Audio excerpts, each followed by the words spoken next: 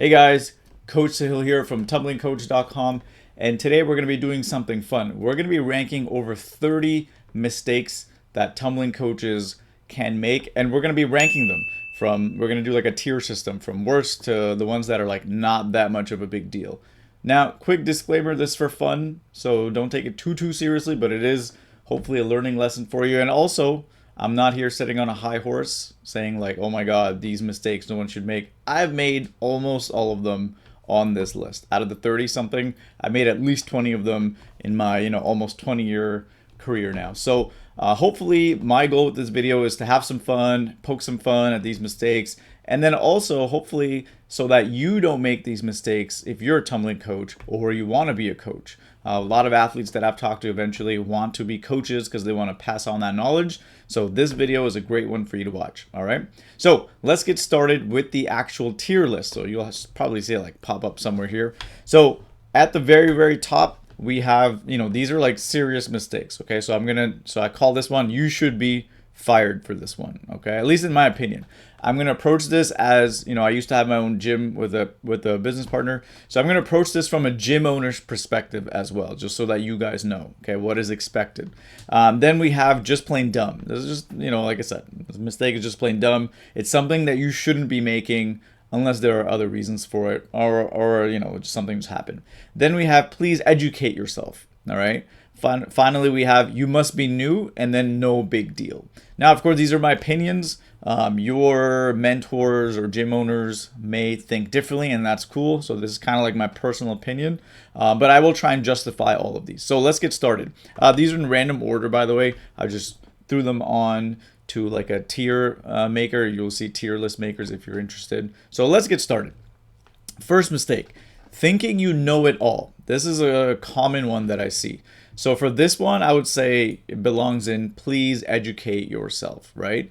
The funny thing is the coaches that actually know the most, right? Like I always try and learn from other coaches, and whether it's from tumbling, gymnastics, acro, whatever, right? Because they may know something, they may approach something differently that may help me or my athletes. So, but it's also funny that I meet sometimes coaches that like they think they know it all, they can do everything, and they're not exactly learning. So my real good suggestion for those people is to always educate yourself, not just this one time. All right.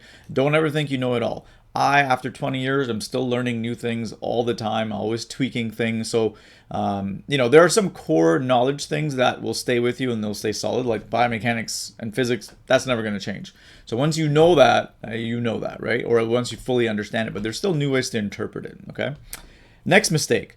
Not checking for prerequisites. Okay, this is just plain dumb in my opinion, right? What do I mean by not checking for prerequisites? This is when an athlete, for example, comes to you and is like, ooh, I would love to work on some back tucks, or I really want to work back handsprings, or I really want to work, layouts. And you're just like, okay, cool, let's work layouts. And it's like, okay, but unless you know the athlete, that's fine. But generally speaking, even if I know the athlete and work with them, they're like, I want to work some layouts. I'm like, okay, good. First, let's get some rounded back handsprings going. Let's get some tucks going, right? All the prerequisites that are required to get you to a layout. They don't just go away just because you're a high level athlete, right? Just because you're level 5 doesn't mean we're not going to work handstands. Doesn't mean we're not going to work back handsprings and tucks and all that kind of stuff. Because if you are somebody who tumbles, there are days that even if you have elite level skills, you're just not feeling it on that day. So every training session is slightly different. So yes, you were throwing layouts last week, but now your athlete, may feel a little bit nervous because you're on a new piece of equipment. So always check for prerequisites, make sure they're solid. It also acts as a good warm-up. Hint, hint. All right, next one. Fake spotting. Ooh, this one. You should be fired for this one. All right, what do I mean by fake spotting? Fake spotting is those coaches who go up to athletes is like, okay, I got you. I'll spot you. And the athlete's like, you got me? They're like, yeah. And then the athlete does the skill, and right before they do the skill, they do one of these. And the coaches are like, oh my God, see, you did it. You didn't need me. I told you I was going to spot you, but I didn't. Haha. That's terrible. First of all, you just broke trust, right? If you tell an athlete that you are going to spot them, you should spot them. Now, this is very different. I need to distinguish this because a lot of people think fake spotting and shadow spotting are the same thing. They are not. I have a whole video on 6 different spotting techniques that you can check out on my channel. But really quickly, shadow spotting when done properly, is a tool, and it should be communicated. So you know those athletes that are like athletes that are very close to their skills, right? Like, you know, they got it, right? You've spotted them, you've done all the drills, you've done everything. It's time for them to throw it, but they're still a little bit nervous. So you spot them, and then you communicate with them, and it's like, okay, listen, I'm going to stand here just like this, far away from you. If I think you're in danger, I will jump in, but generally you probably won't feel my hand on you at all. Is that cool? And if they say yes, that is good. That's not fake spotting. Fake spotting is when you tell them you're going to spot them and you don't. So what I do, if I tell an athlete I'm going to spot them, and even if I think, like, let's say it's like a back tuck, right? And I know they've done plenty of good reps and I know they got it. As soon as they're in the air and tucking, I'll just give them like a light tap, light bump, right? Just so they feel my hand like either on their shoulder or on their lower back, right? And some appropriate place, they'll feel my hand like a quick tap.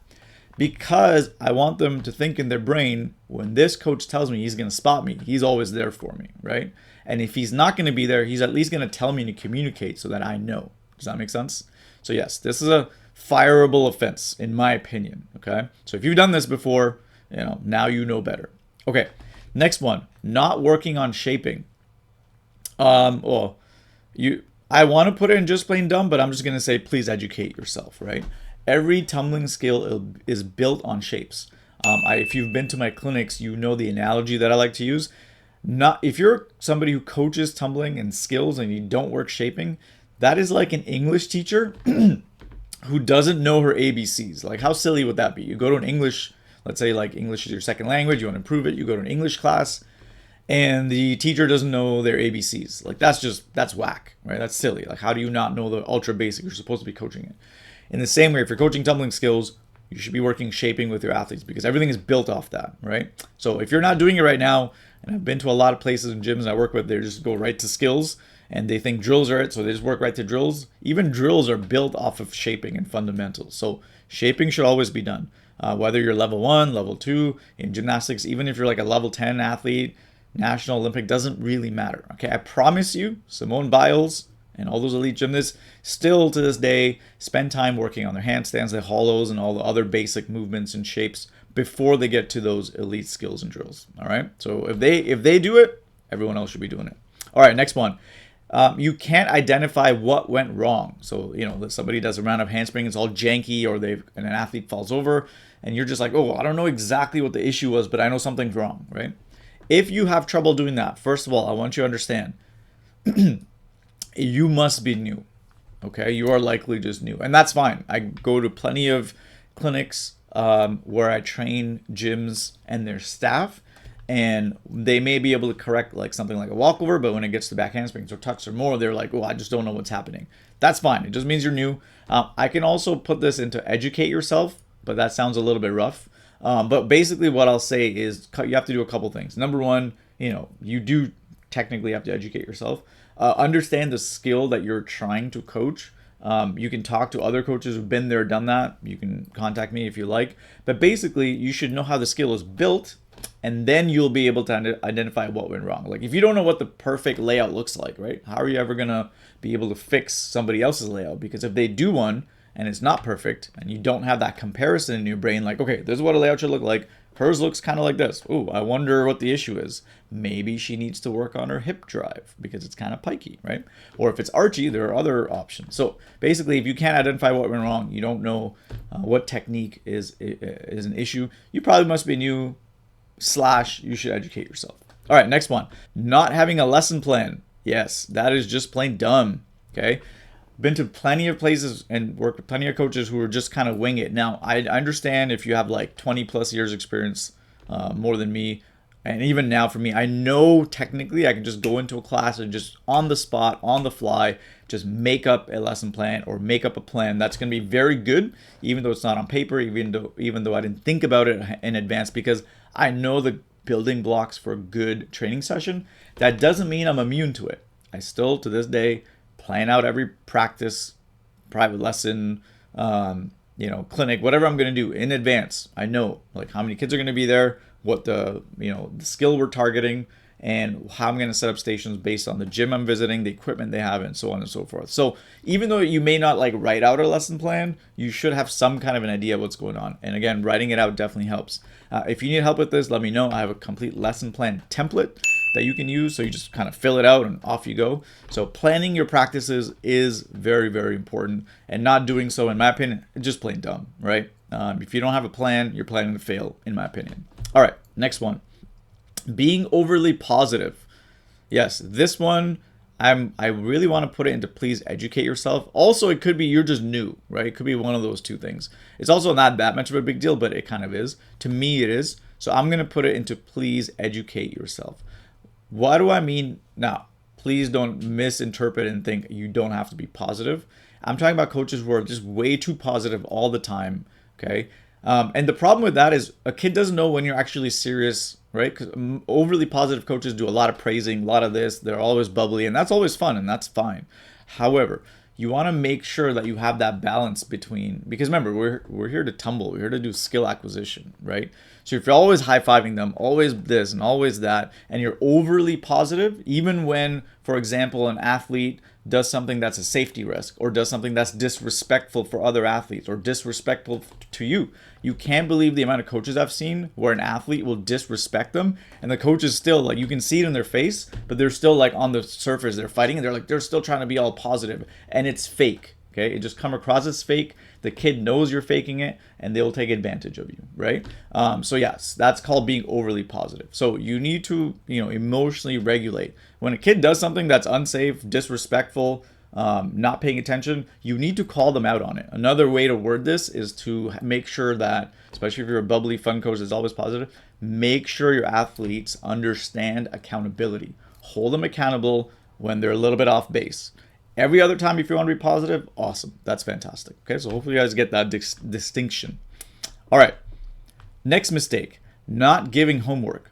Not that much of a big deal, okay? By the way, what do I mean by giving homework? Giving homework can be multiple things, right? So one scenario is, the kid, their parents bought them an air track or a trampoline for their backyard, right? And you're like, oh my God, they're going to be throwing all these skills that we worked on. They're going to have like crummy technique by the time they get to me. So something you can tell them is like, hey, I'm going to give you some homework so you can actually use that tool at home to get better instead of worse. So, okay, mom, okay, Susie, I understand you have a trampoline at home. Here are the list of approved drills and skills that I think you should do every day. That's actually going to make it better when you come to our gym.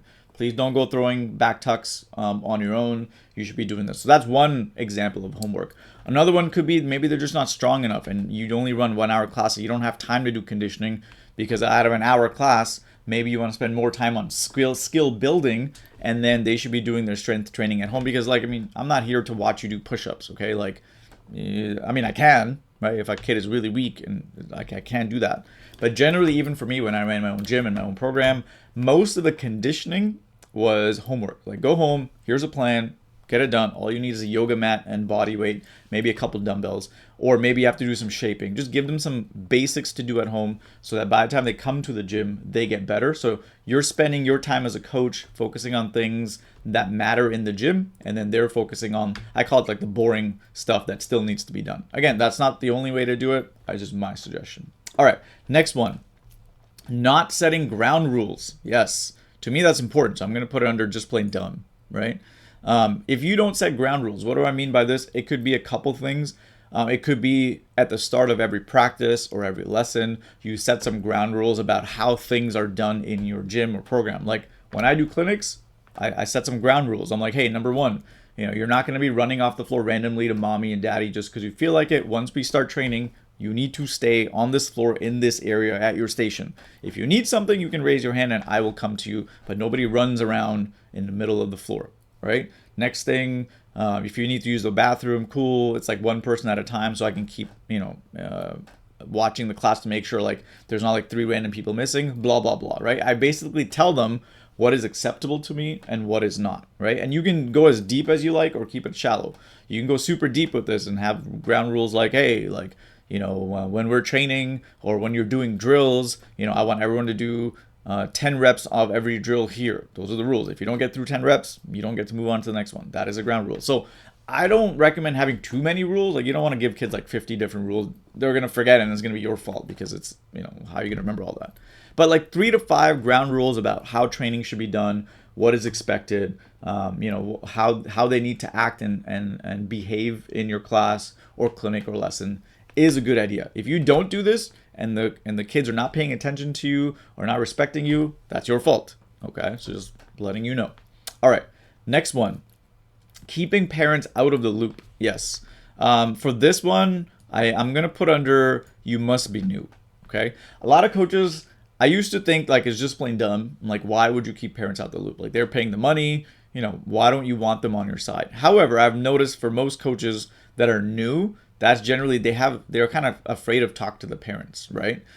Because parents, hey, you guys know parents, some of you are kind of aggressive with some of those coaches too. Like, when is my Susie going to get a back handspring and this and that? Not all of you, but some of you. And some of the younger coaches or the newer coaches get intimidated by that. So what I would recommend is try practicing like role playing with somebody else, like pretends to be like a mom or whatever. But you should never keep parents out of the loop. Okay. Number one, they're paying the bills, so they're your actual customer.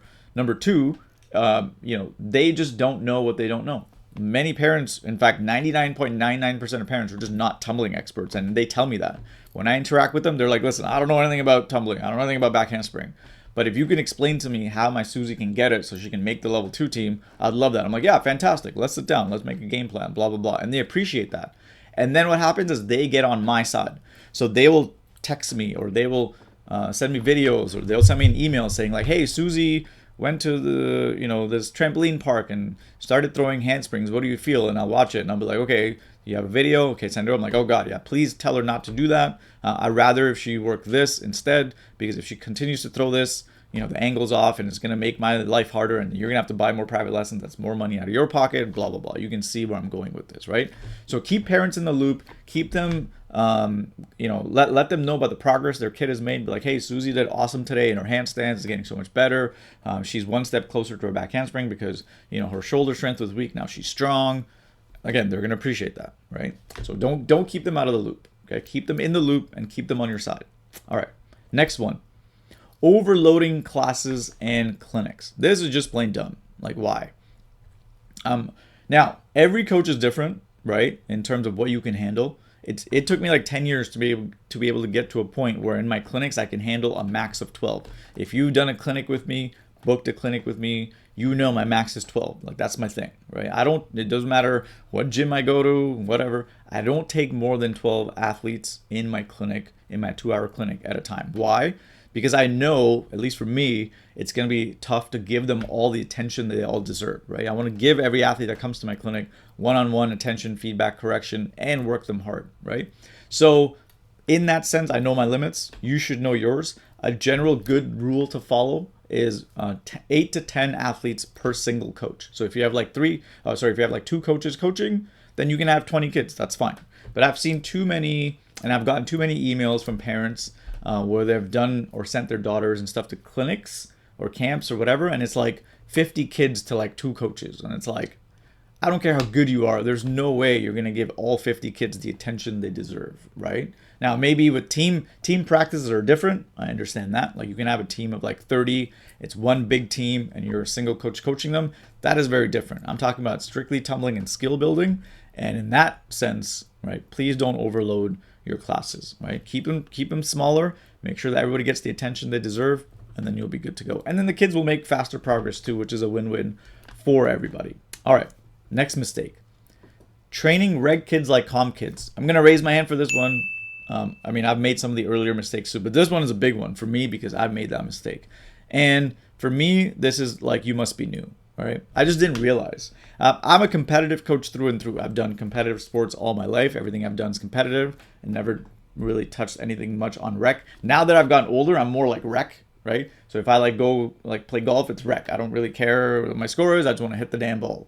I love going to the shooting ranges, right? Especially when I'm in America. All right. Shout out to my American friends, right? I'm not trying to become like the world's best shooter. I just go there to kind of have fun and make sure like I'm good, and it kind of like meditate it for me. Like, I'll do like deep breathing.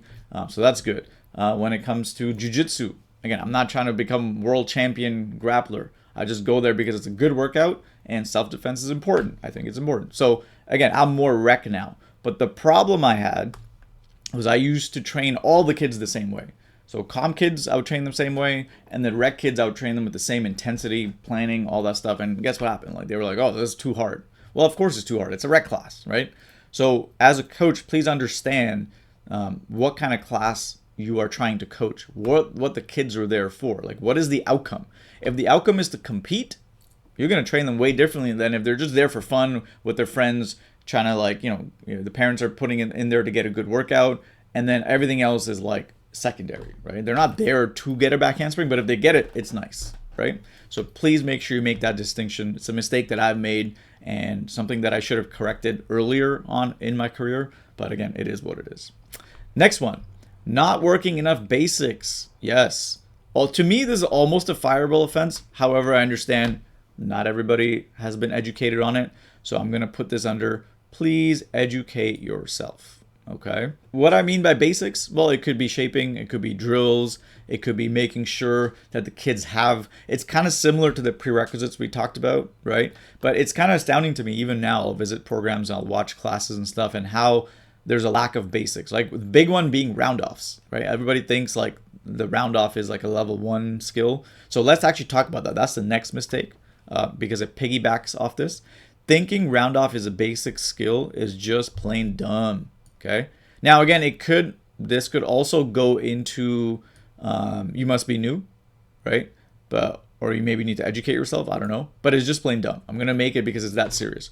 Do not think round off and basics are a lower level skill, and it's something that higher level athletes don't have to work on. That's silly. Ask any of my athletes that are got on to go on world teams, did power tumbling with me, went into high level skills.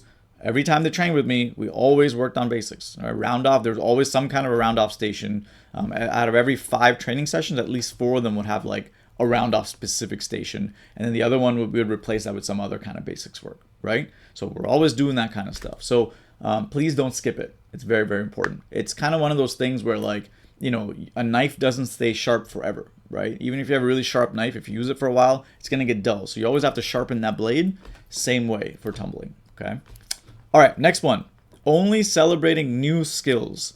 This is a big one. Now, I have to think where I want to put this.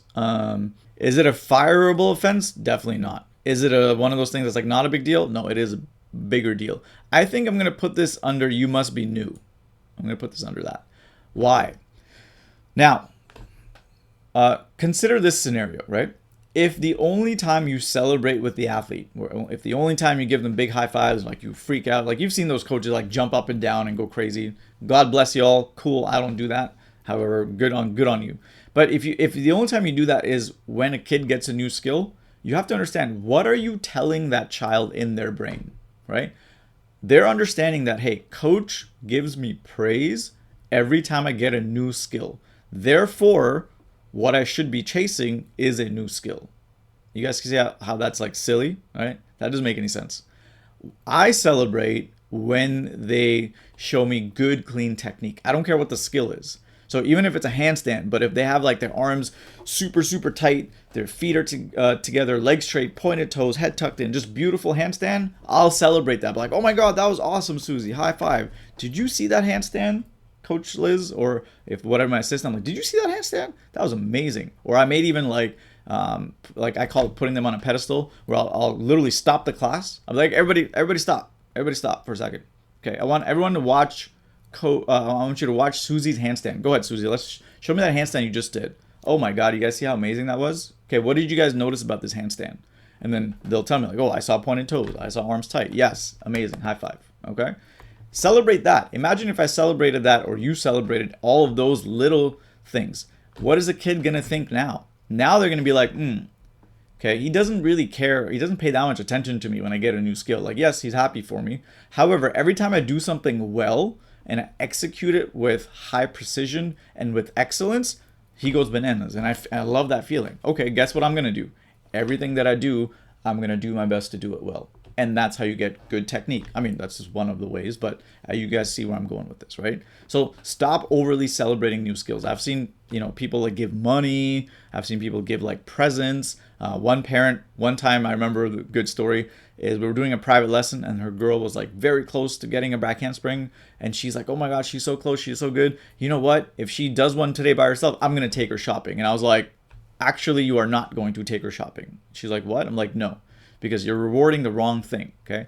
I understand she wants to get her handspring and I'll do my best. However, if you want to reward her for XYZ specific things. Or, if she does her workouts at home. So I gave her a conditioning plan. If she does 3 days in a row without taking a break, without complaining, go celebrate that, right? So it's okay to celebrate, but make sure you do it in the right mindset, in the right context. Okay? You can still celebrate new skills, but don't make it that big of a deal. All right? Hopefully that makes sense. All right, the next mistake. Now, really quickly, you may have noticed like everything went pink. I just quickly changed it so I can keep track as the mistakes pile up, right? So let's take a look at our next mistake, which is dropping someone while spotting. Okay, now, most of you may think that this is going to go up here. Like, you should be fired, blah, blah, blah. But you have to understand, right? To me, I'm going to put this under you. Either you must be new or you need to educate yourself on how to actually spot, right? So why do I put it under low? Like, again, most people may think like, oh, that's just plain dumb or you should be fired. You have to understand most tumbling coaches, right, they do care about their athletes. They want the best for them. They want their well-being, right?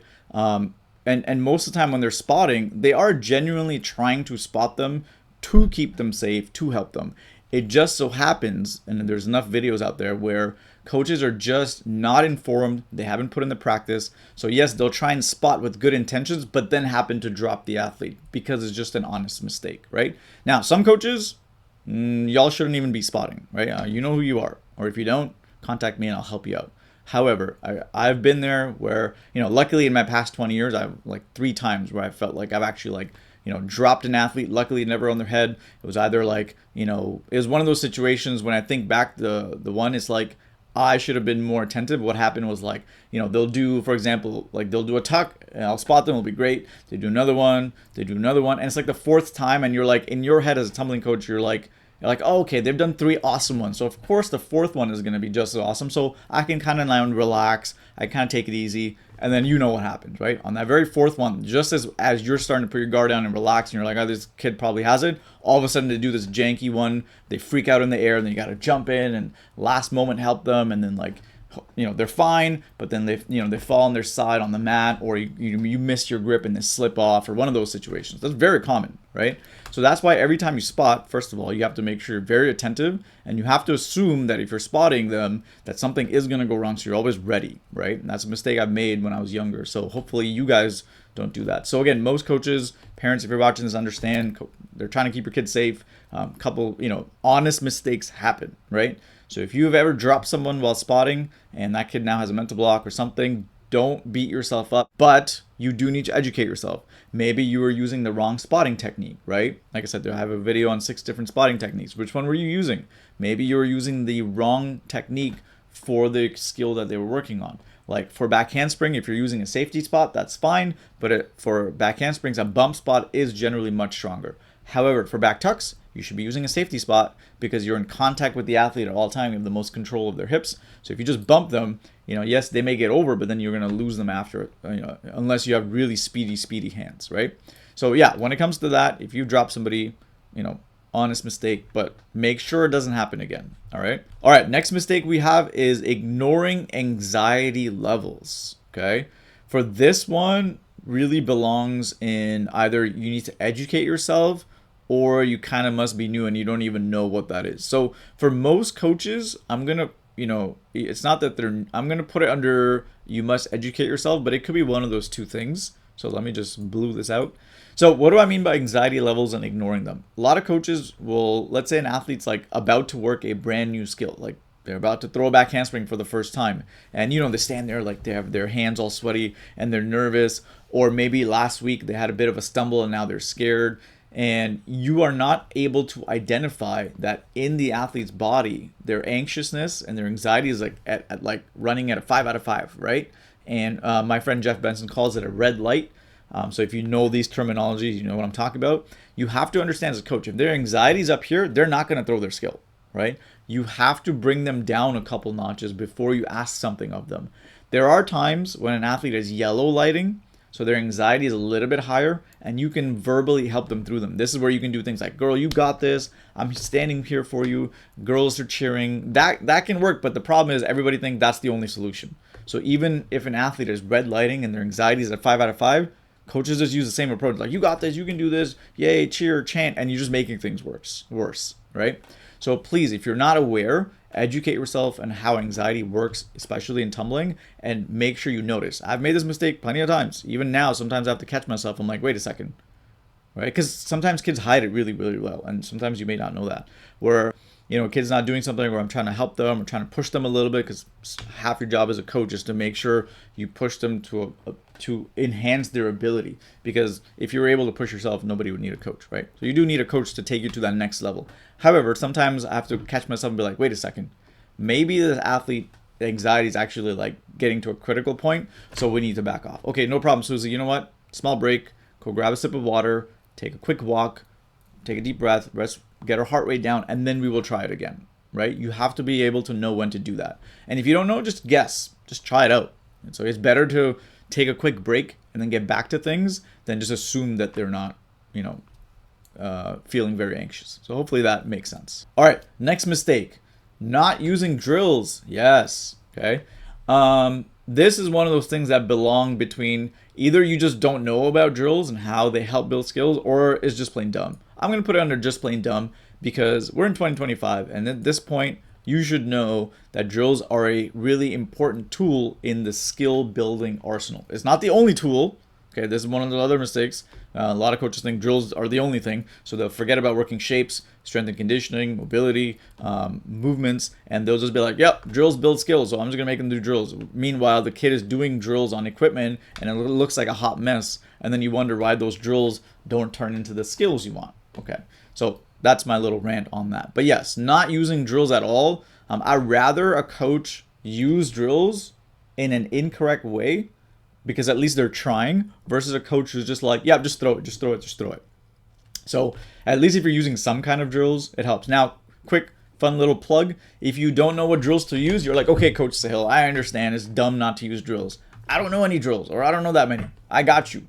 Go to the link below. You'll see it pop up. I have over 300 tumbling drills for free that you can check out on my website for all the skills, major skills that you coach. Just click on skill, and then you'll be able to watch them all and use them all. So they're free. Don't tell me you don't know any drills. I gave you just over 300 of them, all right?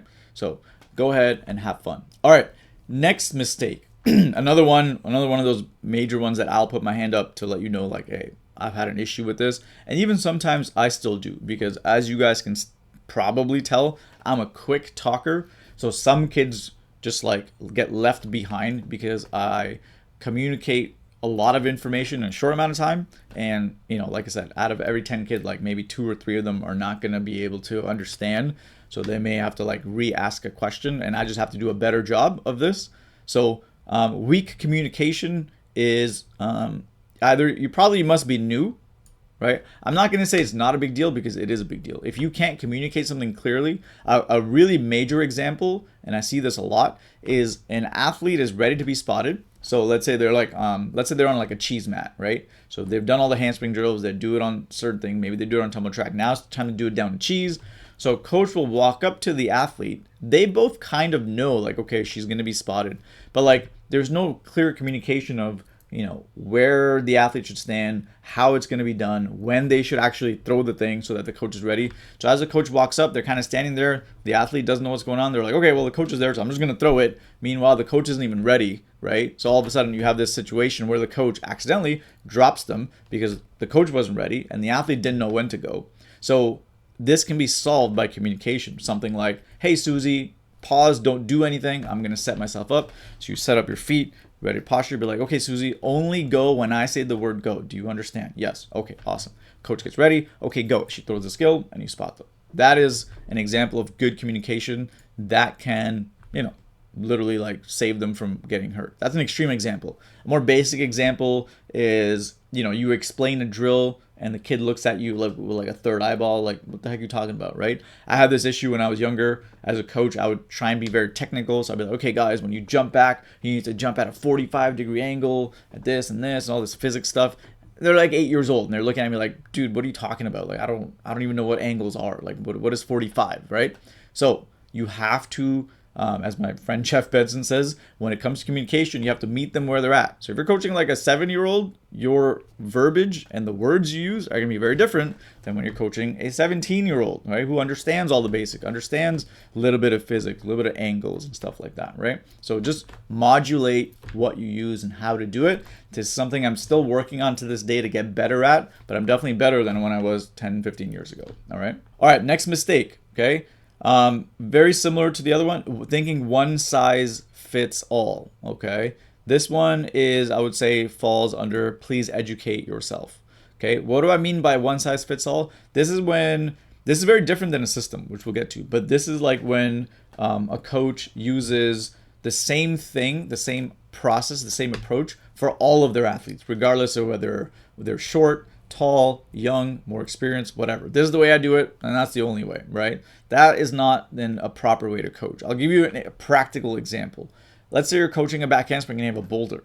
Well, somebody who's closer to my height, an athlete that's like more adult, so like I'm 5'7", so if an athlete is like 5'3", the way I set up the boulder for her is going to be a lot different than somebody who is, 3'2", right? An athlete that's 3'2". Because the taller one probably has obviously the leverage is completely different, but they probably have a bigger jump. So for them, the boulder is going to have to be higher, right? Versus a shorter girl, I'm not going to lift the boulder that high because she probably won't even be able to jump it. So I got to reduce it. That is one like super simple example of adjusting things based on your athlete. Also the approach, right? Somebody who has a beautiful back walkover, beautiful round off jump back, already can do great bridges and already can do a limber. The way I'm going to coach them a back handspring is very different than somebody who is still struggling with some of the basics, right? So it's not one size fits all. So try and modulate what you do based on the athletes you work on. Now, this is very different than a system. A system is a more broad step-by-step approach. So an example of a system would be, hey, in this gym, before you're allowed to work back handspring, everybody needs to have a back walkover. Everybody needs to have a round of jump back. They need to have this. They need to have this shape. The bridge should be, that is a system, right? However, the execution of it and the way you modulate a couple things will differ based on athletes. So hopefully that kind of makes sense. There is a system, which is kind of like a basic way of doing things. And then there is, adjusting that system and tweaking things based on the athletes that you're working with. All right. All right. Let's take a look at the next mistake, which is lack of strength training. This is just plain dumb. Okay. I don't care what level of coach you're on. You should know tumbling. I mean, we're literally flipping. We're going upside down. We're doing acrobatic type skills. So the fact that you think that kids don't need to be strong to do this, in my opinion, this point is just plain dumb. More forgiving coaches and owners and things like that may put this under you must be new. But I just think it's plain dumb. Like, if an athlete is not strong enough to do a handstand, why are you working back handsprings?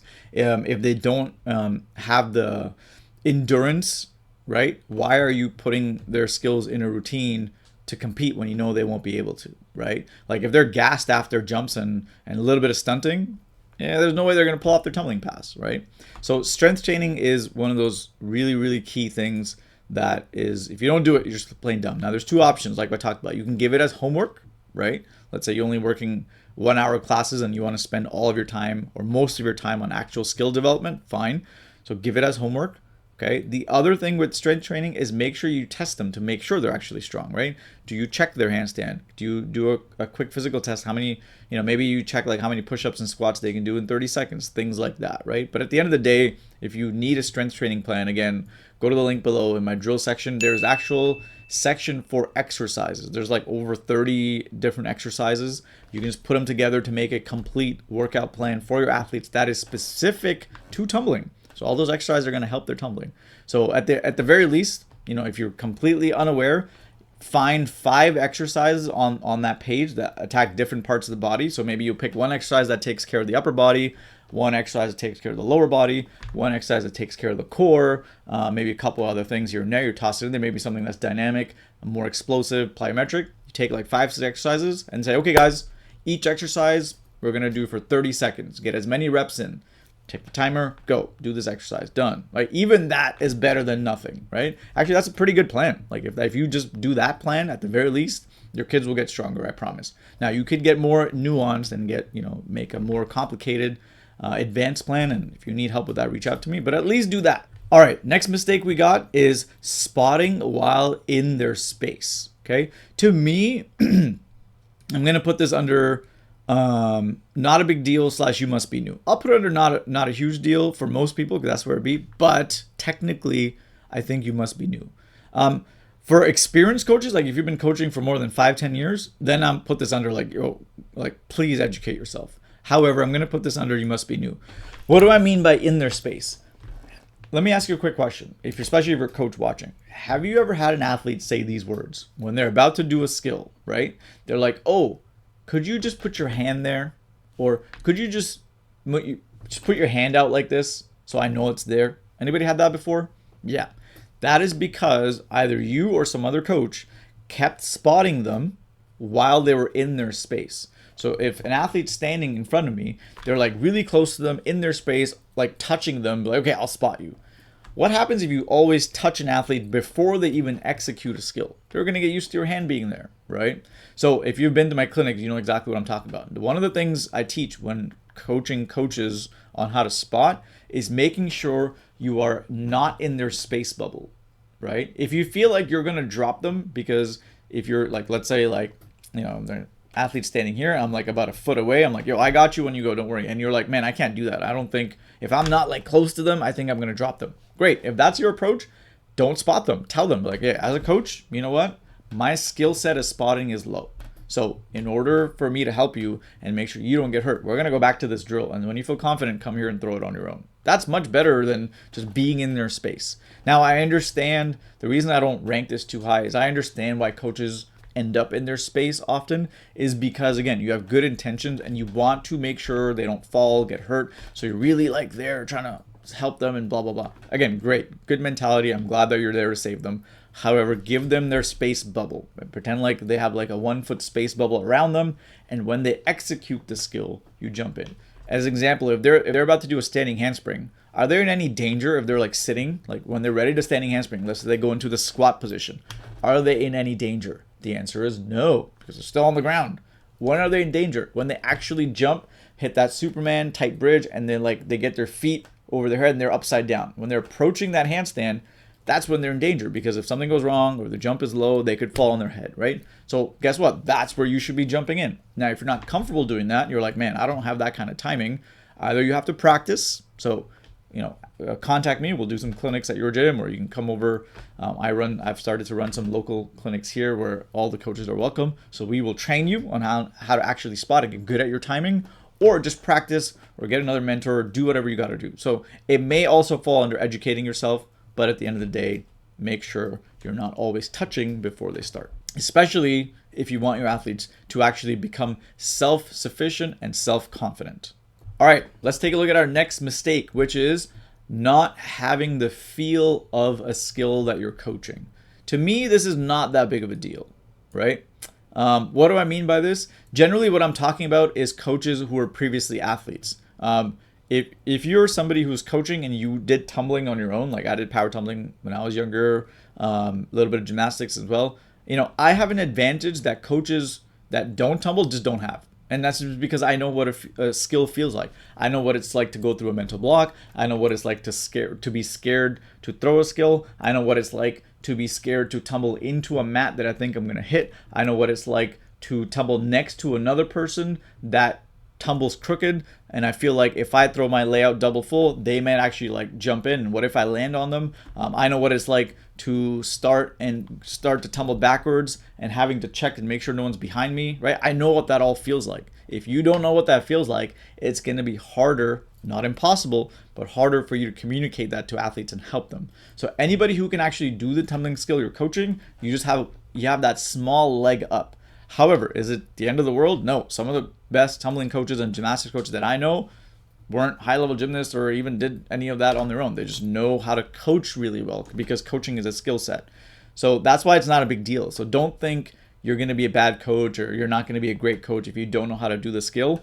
However, if you do, or you put in the time to learn it, it's going to set you apart. One of the things that I tell coaches at clinics who are not previous gymnasts or tumblers, I'm like, at least get good at shapes. Right? Because that just requires basic level of fitness, with the exception of things like bridges and whatever. But like any coach that coaches tumbling, like you should know you should be able to get into a hollow shape, no problem. Even if it's for like 5 seconds. You're telling me you can't hold a hollow for 5 seconds? That's crazy, right?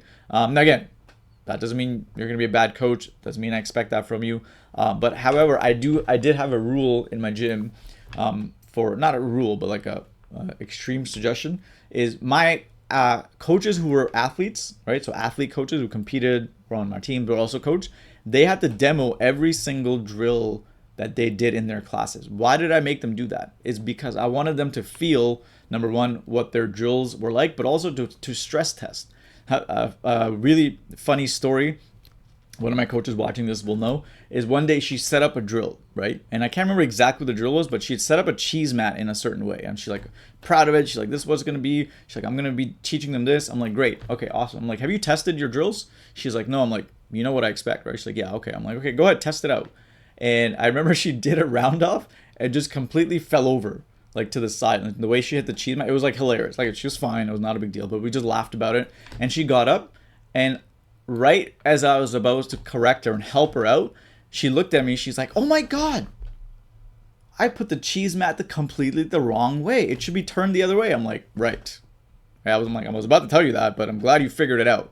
So do you think she's ever going to make that mistake again? Probably not, right? That learning moment for her was so important that she's never going to make that mistake again. And again, if I had told her, I'm like, hey, hey, just turn that cheese mat around, okay?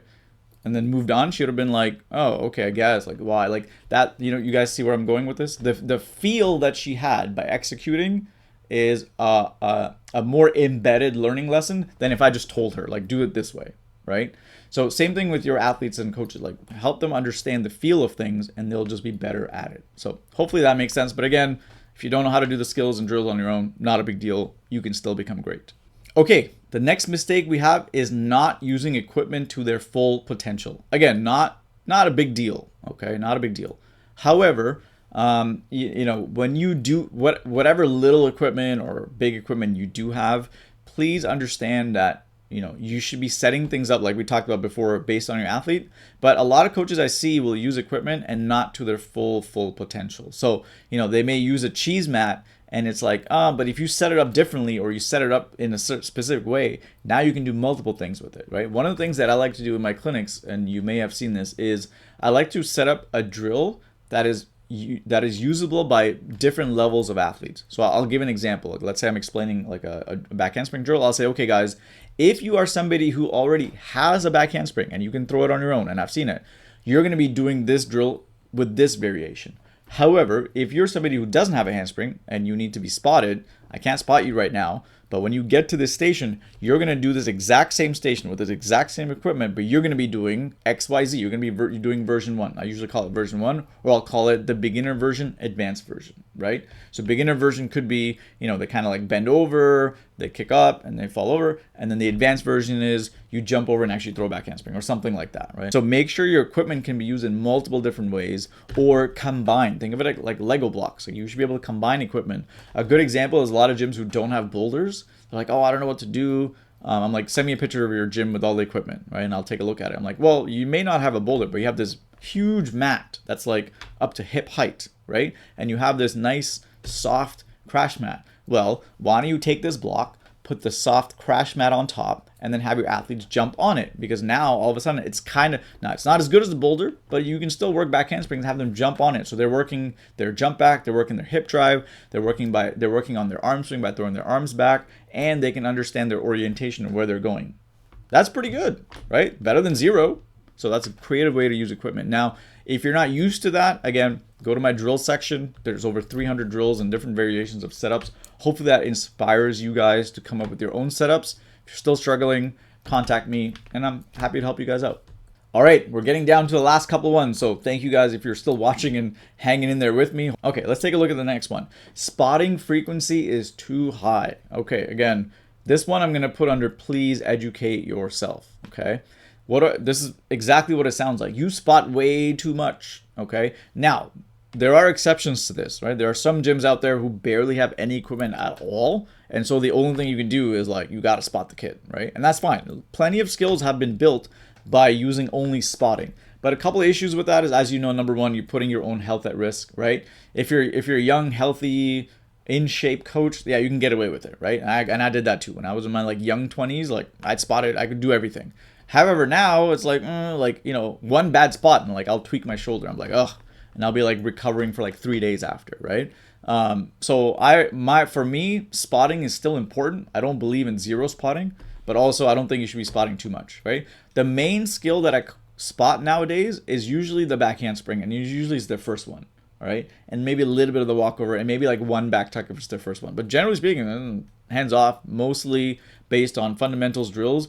80% of the time is worked on like the skills and drills and the fundamentals, and then 10 to 20% I will actually like be there, help them. I actually spot more in clinics than I did when I was actually coaching in my own gym. And the reason for that is every time I go to clinics, right, the gym is different. I don't know who the athletes are. It's my first time meeting them. So spotting is also a trust building tool.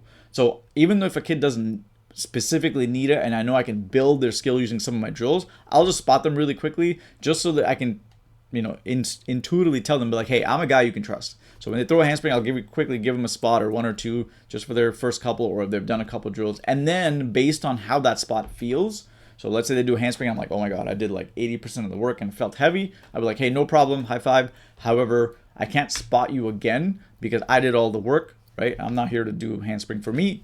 I'm trying to help you get the skill. So I'm going to have you do this drill, and this specific movement here, and then once you get good at it, come back to me and I'll help you spot. So that's one way to kind of do it, right?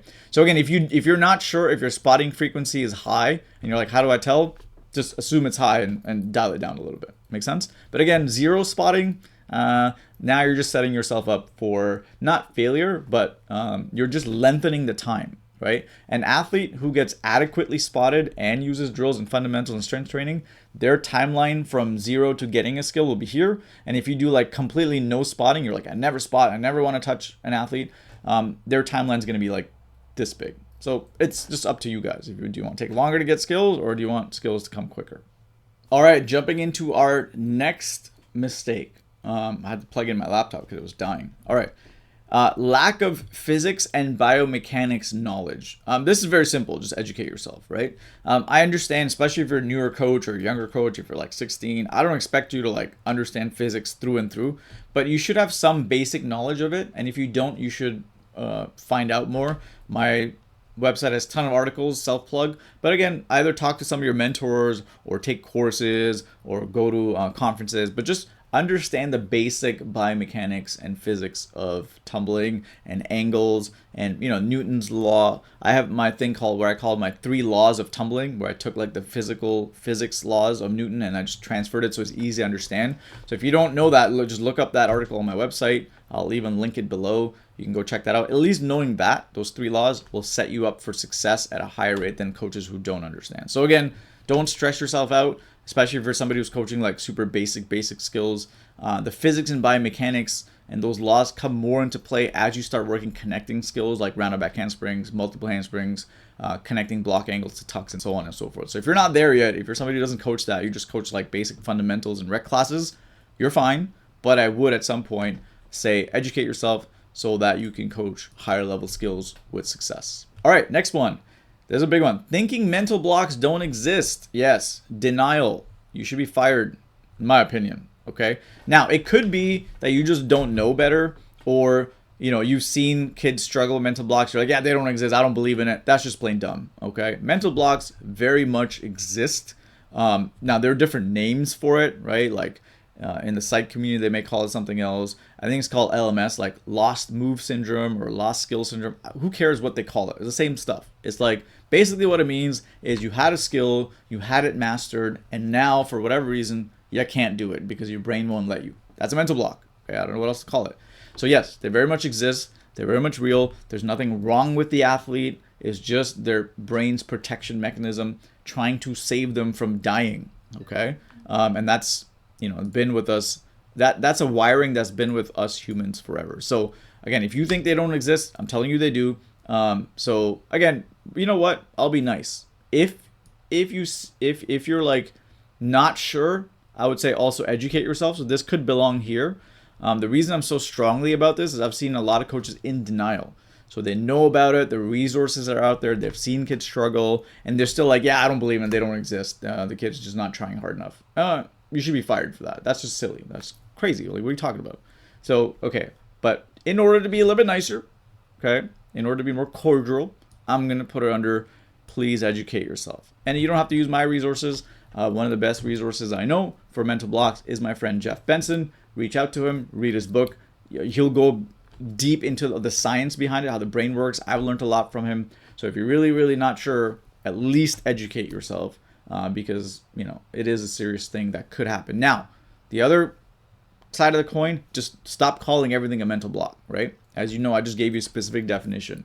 It's very important to understand a mental block is when a kid has mastered a skill, like it's near perfect. They can do it almost every time. And then for whatever reason, they lost it, whether it's injury, you know, they got psyched out, pressure, stress, whatever the trigger happens to be. Okay. But if a kid's like week 2 of learning a back handspring and they can't do it, they're like, oh my God, I have a mental block. I can't throw it. It's like, bro, you're still learning. You're fine. It's the realistic fear that you have, but you never even mastered this skill. So you don't have a mental block. You just have fear and we're going to work through it. Right. So those are the 2 distinctions to understand.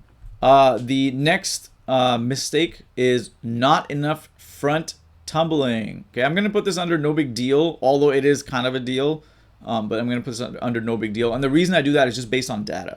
Have there been athletes who did almost no front tumbling and still were able to be successful, get skills, win championships, go to competitions? The answer is yes, right?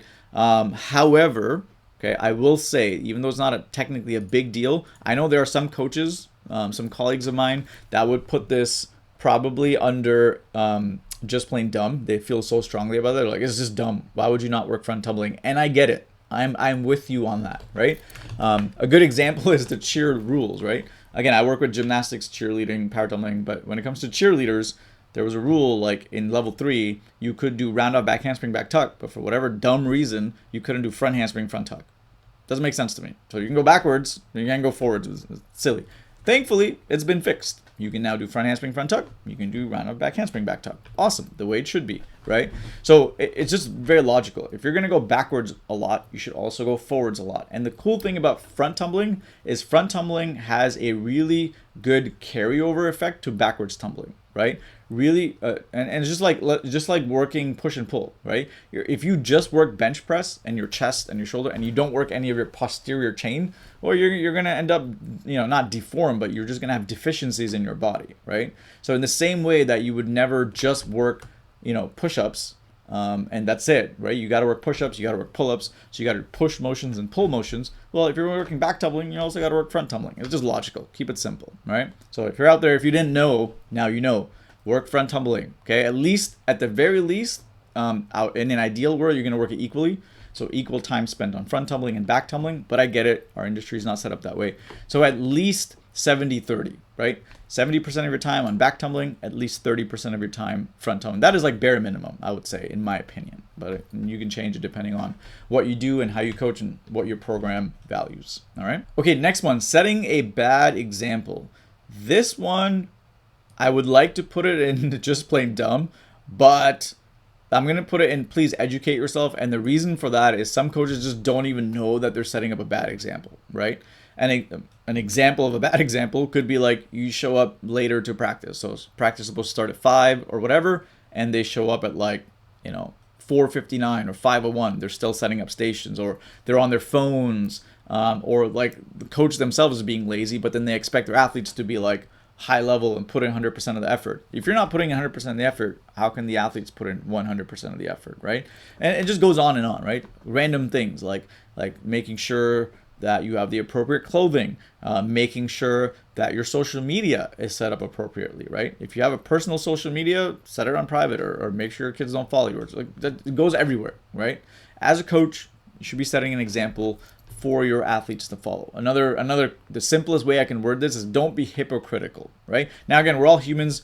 We ain't perfect. God knows I'm not perfect, right? Partied a lot when I was in my 20s, but at least I knew when I was in the gym, right? When it's time to work, when it's time to be, you know, that coach with the athlete, right? I made sure I'm as professional as possible to make sure I set a good example, right? And then whatever you do in a private life, that's up to you. All right, next one is pressure to gain skills. That is just plain dumb, okay? That's just dumb. Pressure to gain skills is like, hey, Susie, we're going to kick you off the level 3 team unless you get your tuck in the next 2 weeks, or unless you get your tuck before next competition. Okay. Competition is where you show off what you already have. Competition is a big like show off contest. Look what I can do. No, look what I can do. Look what I can do. I think I can do better. Check me out. Oh, let's score everybody and place everybody from 1 to 10 or whatever. That's what a competition really is, right? So pressure to gain skills for a specific date, it doesn't make any sense. Yes, some athletes thrive under pressure. So for them, it like feels good and it motivates them to do stuff, fine.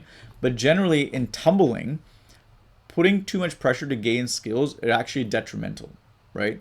What we should be doing is helping them work through stuff, helping them gain skills in a psychologically safe environment. And then once they have the skill and they've achieved like some kind of mastery, then we push them into competing it, right? Another one, and parents, you guys are faulty of this too, right? Like you'll get your kids to be like, oh, if you don't get a back handspring, then we're not going to go to cheer this year or this and that. I've seen like so many crazy examples. That's why I put it so high. Some of my colleagues may put this under a little bit lower. And again, there are exceptions to this rule. Like for example, if an athlete tried out with, let's say they're trying to make a level 4 team and they've tried out and they've demonstrated layouts, standing tucks, and they've committed like these are the skills I can do, all right, and I'm going to do them for you at competition, and then they stop showing up to practice, they don't put in the work, they don't train, and then their endurance is dropping, they're kind of getting out of shape and they can only throw the skill 3 out of 5 times. There's no mental block, but they're just kind of like, they're kind of being that lazy athlete where it's like, oh, I got this. So when we do full outs, I'm not going to throw it because at competitions I'll throw it. Yeah, that's very different, right? That's not pressure to gain skills. That is pressure to keep skills. Different, right? I'm talking about pressure to gain new skills. So please, let's cut that out in our industry. Make sure we only compete skills that we actually have. And putting deadlines on things doesn't always work. It can work sometimes, but generally not the best idea. Okay. And finally, the very last mistake is the lack of standards. For this one, I'm going to put you must be new. Okay, you must be new. And lack of standards is like as an example, right? I've seen a lot of coaches, especially the newer ones, where they'll try all the stuff I teach them. They'll be trying really hard, right? So for example, they know they got to work shaping, for example. So like, okay, guys, let's everybody work handstands. Kids will go up, go up to the wall, all of them on the wall doing handstands. But it's like all the handstands are like, they're just kind of messy, right? They're like all 3 out of 5 handstands. So yes, they're all doing handstands. Good job, coach, on doing some shapings and basics. However, if you look at them, where are all the corrections, right? The kids will do some kind of handstand with like their feet are flexed, their legs are kind of wide, their arms are kind of bent, they're kind of chatting with their bestie, and then they come down and then they get a high five for doing that handstand. Where are the standards? And then we expect them to do a back handspring with perfectly straight legs and legs together? Something doesn't add up. So a lot of coaches, in fact, 80% of the coaches that I work with, that I see, that when I visit gyms, they need to up their standards for what is acceptable for technique. And again, part of it could be maybe you just don't know. So it could be you just need to like educate yourself, right? If you don't know what a perfect handspring should look like and what are the key things you need to look for, how are you going to correct it? So that makes sense. But generally speaking, you must be new. So that's okay. It's not too much of a big deal. At least if you're following a plan, then me as a clinician, as a gym owner or a former gym owner, can help you and be like, look, when you make them do handstands, that's great, but don't let them get away with legs that are open. Make sure that you give them correction saying, hey, let's squeeze our ankles together as if there's a peanut between our ankles and we're trying to make peanut butter, right? That's just one of the verbal examples that you can use, and that helps the athlete visualize what they're supposed to do, but also enforces high standards. There's like a million examples for this, so just kind of figure your own out or test them out. But at the end of the day, lack of standards is what produces low confidence, messy skills, which nobody wants. All right, guys, hope you enjoyed that episode about the tumbling mistakes and where they're ranked. If you would like to download the finished product where you want to like know all these mistakes and where they rank, whatever, I have the entire tier image available. There should be a link below this video or something popping up where you can just click it, you just put in information, and you get to download this entire mistakes tier list just in case you want to reference it at some point. So hopefully you found this educational. If you have different opinions, I would love to know. Again, this is just based on my opinion, my experience, where I feel things should go. You maybe, you have other experiences. Maybe there's some mistakes you feel like is a fireable offense, or some of them you're like, maybe he ranked it too high, and I feel like it's not that much of a big deal. Like, it is what it is. Feel free to drop it in the comment section below. I'm very open to this kind of discussion. This is also like a varying thing. So maybe in another 5-10 years, I may look back and be like, you know what? Maybe this belongs higher on my list or lower on my list, based on where I'm at. So yeah, hopefully it was educational. That's it for now. Train hard, train safe, and have fun, everybody. I'll catch you later. Peace.